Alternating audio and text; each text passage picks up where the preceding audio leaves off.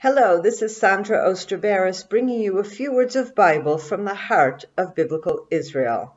This week's Torah portion is Behaalotcha, meaning literally raising up, and it begins in Numbers chapter 8 when God gives commandments to Aaron with regard to lighting the menorah.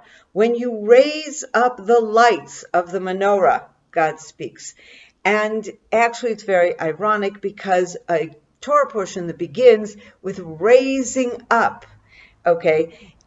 Very shortly after the first chapters, we see the beginning of the descent, a descent of the children of Israel that will ultimately result in them being punished, staying in the desert for a total of 40 years before they can enter the land of Israel. But if we take a look at chapter 10, at this point, things are really, really positive. And this chapter is very significant because it is a chapter that marks the final preparations before what they believe will be the entrance into the land of Israel.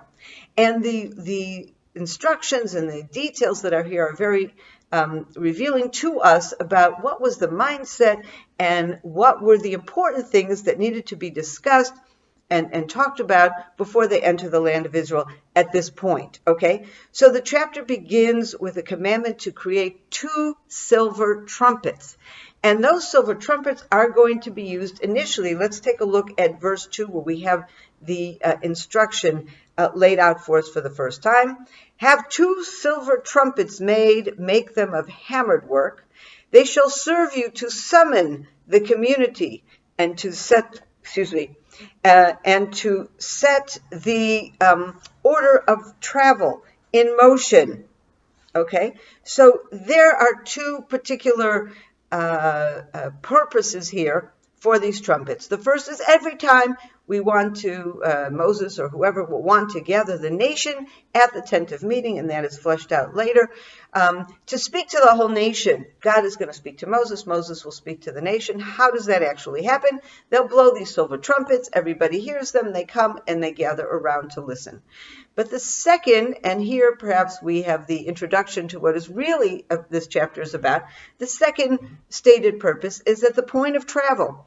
It is the trumpets that will signal which tribe begins to, first of all, that they begin to travel to begin with, and then the order, first this tribe goes, and another trump blows, and then this tribe goes, and etc. So it is very important in what will be now this upcoming journey to the land of Israel.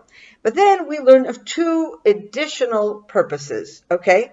One is in chapter, in verse 9, when you are at war, when you are about to go to war, in your land. Okay, this is only referring to what will happen after they enter the land. And against an aggressor who attacks you, you shall sound short blasts on the trumpets, that you be remembered before the Lord your God and be delivered for your enemies. Another, the start of the war. You're about to go out to war, and your soldiers are together, you're ready to go. Before you do that, you blow the trumpets. And this is a way of calling upon God to help you, but it's also, and I think this is particularly important, it's not just calling upon God, but that you should remember as you go out to war that indeed God is with you. And then there's a fourth purpose, a fourth use of these trumpets, and that is for the holidays. We learn in verse 10 that on the holidays they blow these trumpets as they are bringing the sacrifices. Now, I believe that the reason this instruction of the trumpets is here is really only for the second and third purpose, to signal the beginning and the order of the actual movement of the tribes in their journey and before going to war. And it makes sense because this is what they're going to be doing. They're going to get up, they're going to start traveling. As soon as they get to the land of Israel, they're going to go to war. And so this whole idea of the trumpets introduces in a very significant way the journey to the land of Israel, and how important it is, of course, that part of that journey, and a vital part of that journey, is the fact that when they get to Israel and they're going to engage in war, they will remember that God is with them.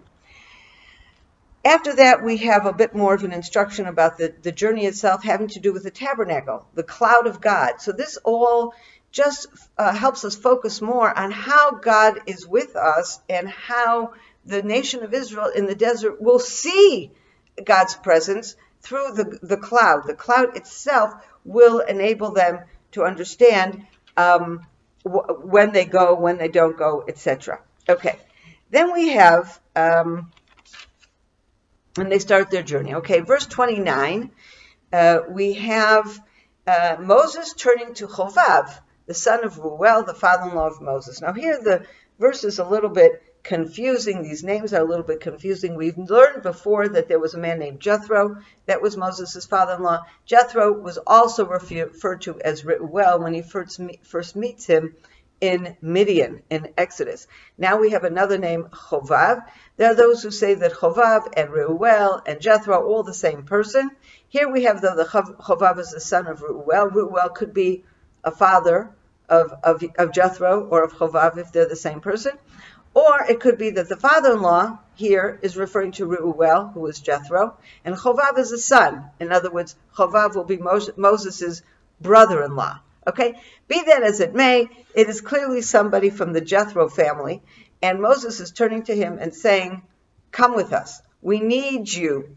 And it's very interesting. This is the first alliance that we see between the nation of Israel and someone not from the nation of Israel, a Gentile, but who will bind himself to the nation of Israel. Moses is turning to him, and we always read this verse very much thinking of the Bedouins in modern-day Israel, because he talks about that they have a special understanding of the desert. Look at verse 31.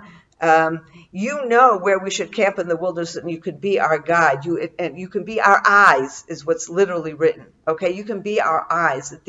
That someone like this family really knows the desert and can read the signs of the desert in a way that ordinary people can. And today, in the Israeli army, Bedouins very often fulfill a role of trackers because they also can read the signs of the desert, and they are extremely valuable to us in helping us see where there may have been infiltrators or people who have crossed at the border or whatever. And this is the same idea. Okay, so we have this, and we're going to see, by the way, later on in the book of Judges, we're going to meet a wonderful heroine in the Bible. Her name is Yael, and she helps save the nation of Israel from the evil Sisera. And she is noted as someone from this family, from the family of Hever Hakeni, the Kenite, which is from the same family of Jethro. Anyway, then we move on in verse 33. We are really at the height. We are about to move forward. They marched from the mountain of God 3 days distance. The Ark of the Covenant of the Lord traveled in front of them on that 3 days journey to seek out a resting place for them, and the Lord's cloud kept above them by day as they moved on from camp. When the ark was to set out, Moses would say, advance, O Lord, may your enemies be scattered, may your foes flee before you.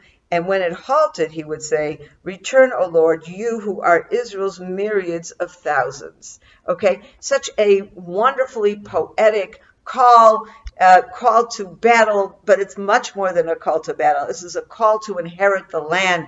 They are now on that most amazing journey from the mountain of God directly to the land of God to enter the land. What could be more special? And yet in the very next chapter, chapter 11, verse 1, the people took to complaining, and they were bitterly, and they were evil in the ears of the Lord. Okay, this is a tremendous drop. And of course, what we start seeing in chapter 11 is just the ongoing deterioration of the nation until they lose their ability to continue on this march forward to the land of Israel.